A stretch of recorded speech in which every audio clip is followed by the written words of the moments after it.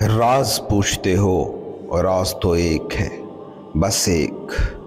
جب تک دو ہیں سچ تم نہیں دیکھ سکتے، جب تک خود ہے خدا نہیں دیکھا جا سکتا، جب تک انسان ہے خدا نہیں ہو سکتا۔ باقی سب ڈرامے بازیاں ہیں، خدا کے نام پر بزنس ہیں جو چل رہے ہیں، ان میں روحانیت بھی ایک بزنس بن چکا ہے۔ انلائٹنمنٹ بیچنے کی بھی دکانیں کھل گئی ہیں۔ دوئی جھوٹ کی دنیا ہے، نرا سراب ہے، کیونکہ دوئی دماغ کی دنیا ہے۔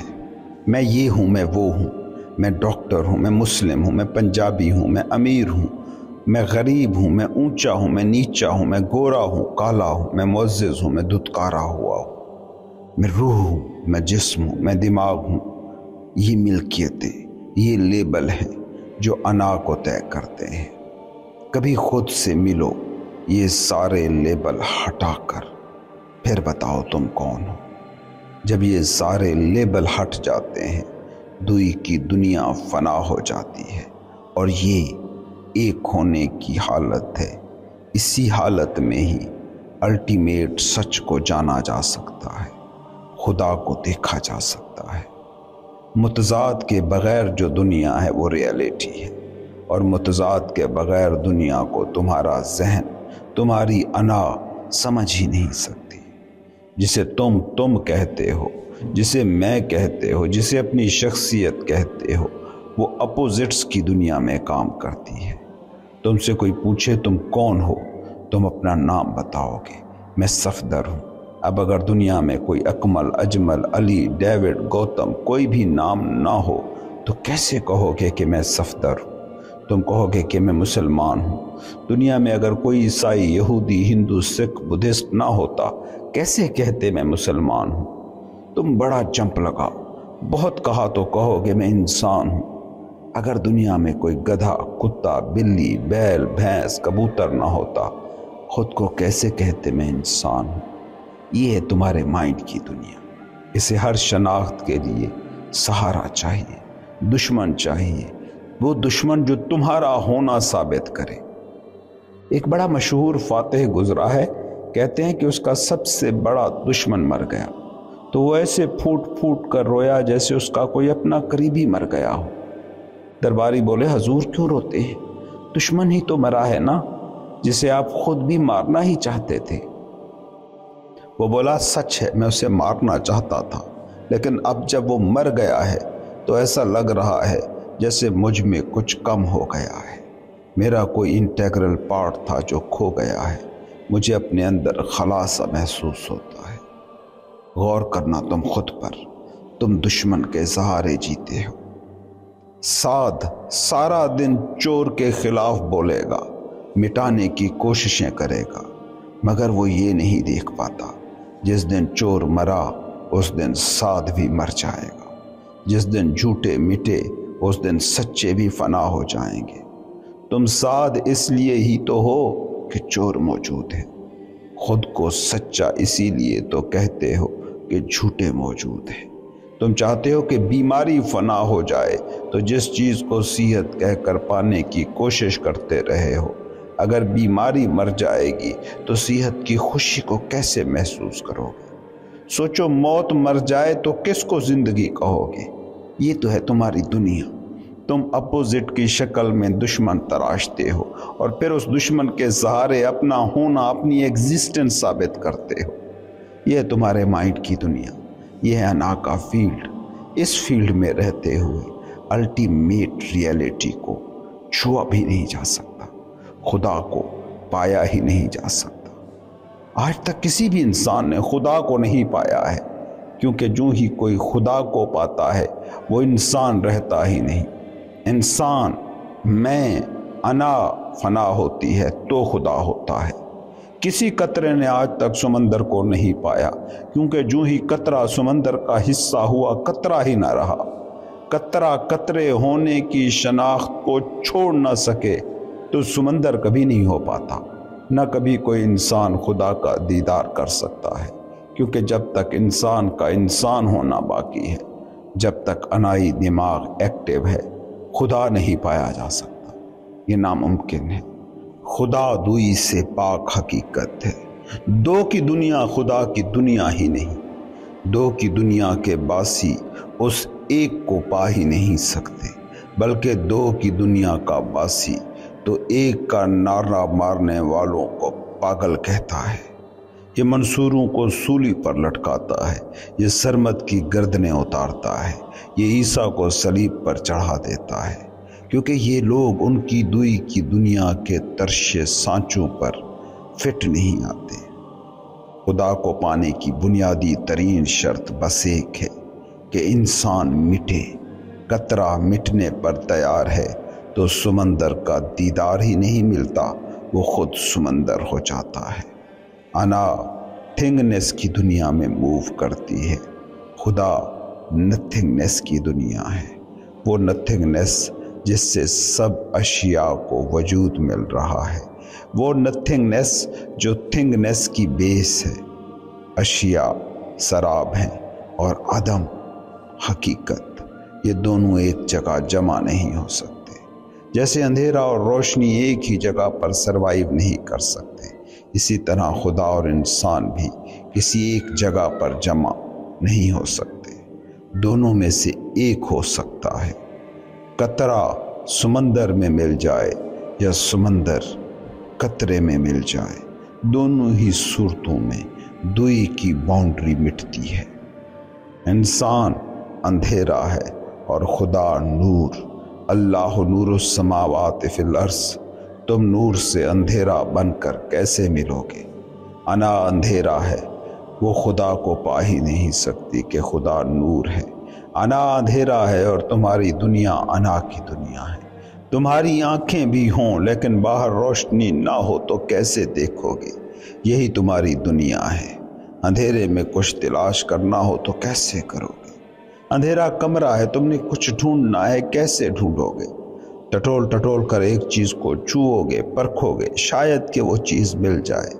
یہ تمہارے اندھیرے کی دنیا اس وقت یہی کچھ کر رہی ہے۔ لوگ ٹٹول رہے ہیں، کہیں کچھ ایسا مل جائے کہ جس سے اس کے سارے مسئلے حل ہو جائیں۔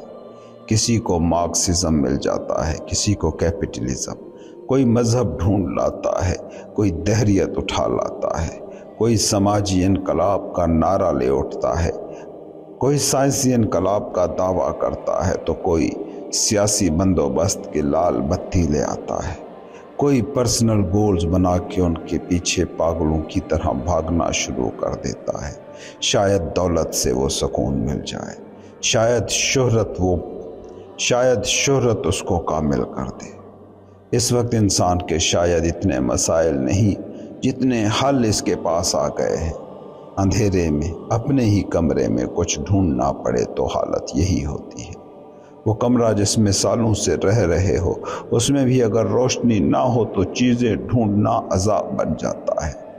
ٹھوکریں لگتی ہیں، الجھن ہوتی ہے، خوف پیدا ہوتا ہے، لیکن اگر تم خود چراغ بن جاؤ تو پھر اندھیرا کیسے رہ سکتا ہے؟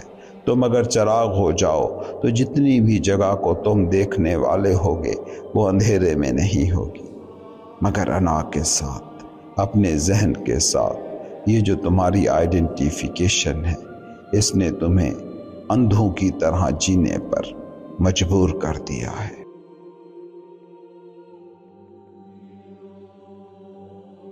یاد رکھو، جس چیز کے تم مالک ہو جاتے ہو وہ بے قیمت ہو جاتی ہے، کیونکہ مالک ہوتے ہی وہ چیز مردہ ہو جاتی ہے، اور مردہ چیز کے مالک ہونے میں کوئی خوشی نہیں رہ جاتی۔ کبھی نوٹس کیا تم نے، محبوبہ جتنی خوشی دیتی ہے بیوی کبھی اتنی خوشی نہیں دے پاتی، کیوں؟ لیکن محبوبہ کو بیوی بنانے کی خواہش ہر محبوب میں ہوتی ہے، کیونکہ محبوبہ کی ملکیت نہیں ہے بھی تو کنفرم نہیں ہے، جبکہ بیوی کی ملکیت کنفرم ہوتی ہے۔ اسی لیے تو انسان ہر چیز کو اپنے نام لگوانے کے چکر میں رہتا ہے۔ خاتون محبوبہ تھی، مرد محبوب تھا، تو اس تعلق میں لطف ہی کچھ اور تھا۔ وہی محبوب یا محبوبہ شوہر یا بیوی بن گئی تو اب اس تعلق میں وہ لطف باقی نہ رہا، کیونکہ ملکیت کا پیپر ہاتھ میں آ گیا، اور جس بھی چیز کے تم مالک ہو گئے تو آہستہ آہستہ وہ چیز اپنی دلکشی کھو دے گی، بے معنی ہو جائے گی۔ کبھی غور کرنا، جس انسان کو تم پانے کی خواہش کرتے ہو اس خواہش میں بڑا مزہ ہوتا ہے، لیکن جب اسی شخص کو تم پا لیتے ہو تو وہ آہستہ آہستہ بے معنی ہو جاتا ہے۔ کبھی غور سے دیکھو، وہ لوگ جو لوگوں کو اپنا بنانے میں زیادہ دلچسپی رکھتے ہیں، ان پر جلدی وہ وقت آتا ہے کہ وہ لوگوں میں دلچسپی کھو دیتے ہیں۔ گھر کا وہ شخص جو گھر کے لوگوں کو اپنے مطابق بنانے کے چکر میں رہتا ہو، وہ اس گھر کا پہلا فرد ہوتا ہے جو گھر والوں سے بیزار ہوتا ہے، کیونکہ لوگوں کو اپنے مطابق بنانے میں کوشش کرنا پڑتی ہے، بہت مشقت سہنا پڑتی ہے۔ یہی لوگ ہوتے ہیں جو بعد میں چیزوں کو ملکیت بنانے کی جد و جہد میں لگ جاتے ہیں۔ وہ مکانوں، دکانوں، بزنسوں، شہرتوں اور طاقتوں کے پیچھے بھاگتے ہیں، کیونکہ ان کا مالک بننے کے لیے انہیں بدلنے کی ضرورت نہیں پڑتی، بس کاغذات ہی اپنے نام کرانے پڑتے ہیں۔ اس لیے جو چالاک لوگ ہوتے ہیں وہ جلد ہی لوگوں پر ملکیت جمانے کی بجائے چیزوں کے مالک بننے کی دوڑ میں پڑ جاتے ہیں۔ اس سے ان کی مشقت تو کم ہو جاتی ہے، مگر سکون نام کی کسی چیز سے وہ پھر بھی محروم رہتے ہیں، کیونکہ سکون، اطمینان، خوشی تو بس ایک ملکیت میں ہے، اپنی ملکیت میں۔ اس لیے تم دنیا کے نامور ترین فاتح دیکھ لو، تاریخ کے امیر ترین لوگ دیکھ لو، کئی لوگ تمہیں ایسے مل جائیں گے کہ جنہوں نے سب کچھ پا کر سب کو چھوڑ دیا اور صوفیوں کے پاؤں میں جا بیٹھے، مگر آج تک ایک بھی صوفی، ایک بھی فقیر اپنی فقیری چھوڑ کر چیزوں کے پیچھے چلنا شروع نہیں ہوا۔ آخر کیا ایسی لذت ہو سکتی ہے جنگلوں میں، صحراؤں میں، غاروں میں پڑے رہنے میں، اپنے فقیرانہ لباس میں مست رہنے میں؟ ایک ہی لذت ہے، اپنی ملکیت۔ جو اپنا مالک ہے اسے پھر کسی بیرونی خوشی کی خواہش ہی نہیں رہتی۔ تم گھر میں کرسی لے آتے ہو تو بس تم اس کے مالک ہو، اب اس پر بیٹھو نہ بیٹھو کوئی پرواہ نہیں ہوتی، لیکن گھر میں کسی انسان کو لے آؤ تو اسے کرسی بنانے میں مشقت کرنی پڑے گی، پریشانی اٹھانی پڑے گی، اور جب اس شخص کو کرسی بنا لیتے ہو تو ایسا نہیں ہوتا کہ کامیاب ہو گئے، بلکہ اب پریشانی پھر شروع ہو جاتی ہے، کیونکہ جب انسان کرسی میں ڈھل جاتا ہے تو پھر اس میں وہ معنی، وہ لذت رہ ہی نہیں جاتے۔ مطلب یہ ہے کہ لوگوں کے مالک بننے کی ضرورت ہے یا چیزوں پر قبضہ جمانے کی چاہت، دونوں ہی فضول کوششیں ہیں۔ ہاں، جو چالاک لوگ ہوتے ہیں وہ اتنے چالاک ضرور ہوتے ہیں کہ وہ چیزوں پر محنت کرتے ہیں، دولت کمانے پر، مکان بنانے پر، گاڑیاں اکٹھی کرنے پر، بینک بیلنس بنانے پر محنت کرتے ہیں، اور جو نادان لوگ ہوتے ہیں وہ لوگوں کا مالک بننے کی کوشش کرتے رہتے ہیں۔ وہ چالاک اس لیے ہیں کہ مردہ چیزوں کا صرف مالک بننا ہوتا ہے، اور دوسرے نادان اس لیے ہیں کہ وہ ڈبل مشقت کرتے ہیں، وہ پہلے زندہ لوگوں کو مردہ بنانے پر محنت کرتے ہیں اور پھر مالک بننے پر مشقت کرتے ہیں، جبکہ آخر میں دونوں کی حالت پھر وہی ہوتی ہے کہ جو شاعر نے اس شعر میں کہی ہے: ایک اور دریا کا سامنا تھا منیر مجھ کو، میں ایک دریا کے پار اترا تو میں نے جانا۔ وہ چالاک ہے جو چیزوں کا مالک بننے کے پیچھے جاتا ہے، وہ نادان ہے جو لوگوں کا مالک بننے کی کوشش کرتا ہے، مگر یہ دونوں ہی زندگی کے سب سے بنیادی راز سے جاہل ہے۔ دونوں ہی یہ نہیں جان پا رہے کہ ہم نہ چیزوں سے خود کو بھر سکتے ہیں، نہ لوگوں سے خود کو بھر سکتے ہیں۔ تمہیں اگر کوئی چیز بھر سکتی ہے تو وہ ہو تم خود۔ تم خود سے بھر جاؤ، پھر اور کسی چیز کی ضرورت ہی نہیں رہتی۔ کوئی باہری چیز یا باہری شخص پھر تمہیں مکمل کرنے والا نہیں رہ جاتا، پھر تم خود میں ہی مکمل ہو۔ یاد رکھنا، تم بھر سکتے ہو تو صرف خود سے بھر سکتے ہو، اور کہیں کوئی بھراؤ نہیں ہے۔ اس دنیا میں جو بھی آج تک بھر پایا ہے وہ خود سے ہی بھر پایا ہے، کبھی کسی کو چیزوں یا لوگوں نے نہیں بھرا ہے، نہ بھر سکتا ہے۔ تم اپنے مالک ہو جاؤ، تم بھر گئے۔ تم اپنے مالک ہو تو یہ اب تم پر ہے کہ اس وقت تم خوشی چاہتے ہو یا غم چاہتے ہو، کام چاہتے ہو یا بے کام بیٹھنا چاہتے ہو۔ یہ ہے تمہاری ملکیت، یہ ہے تمہاری جنت۔ جو تم چاہو وہ سوچو، جو تم چاہو وہ فیل کرو۔ ملکیت یہی تو ہے۔ سوچو، اگر تمہارے بس میں، تمہارے کنٹرول میں ہوتا تو کیا چنتے؟ خوشی چنتے یا غم؟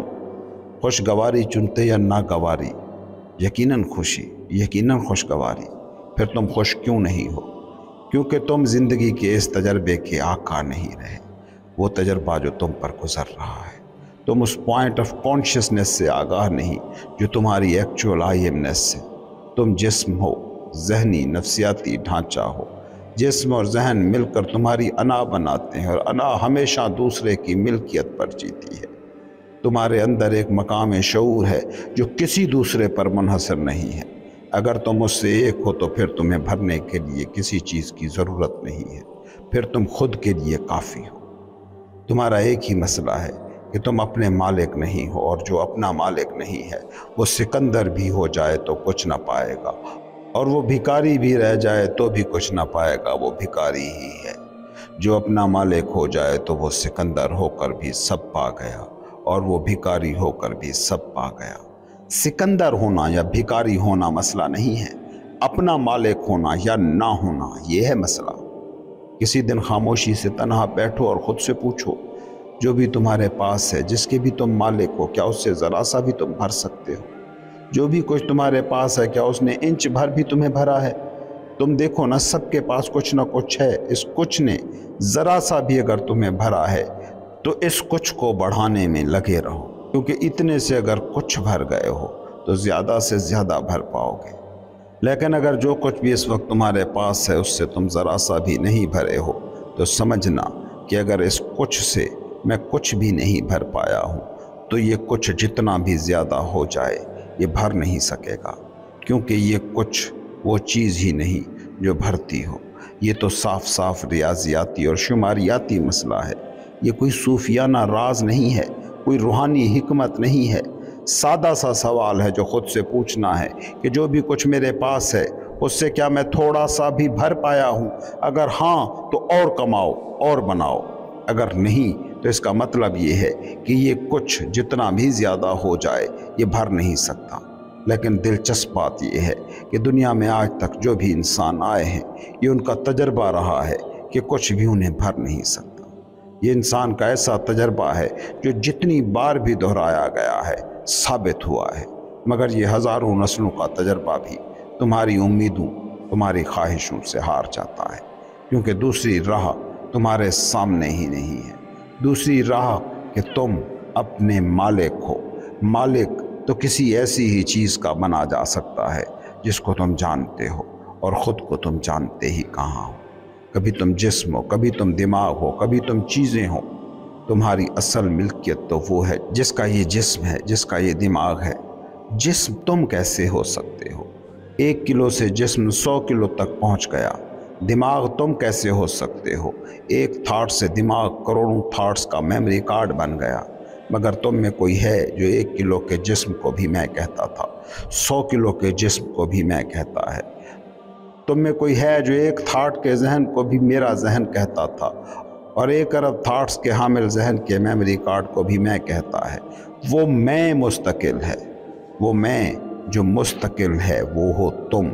अगर तुम उसके मालिक हो तो तुम भरे हो, और अगर उसकी मिल्कियत नहीं है तो दुनिया की कोई भी चीज़ तुम्हें भर नहीं सकती।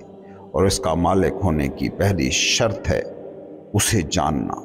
उसे जानना जो कहता है ये मेरा जिस्म है, उसे जानना जो कहता है ये मेरा दिमाग है।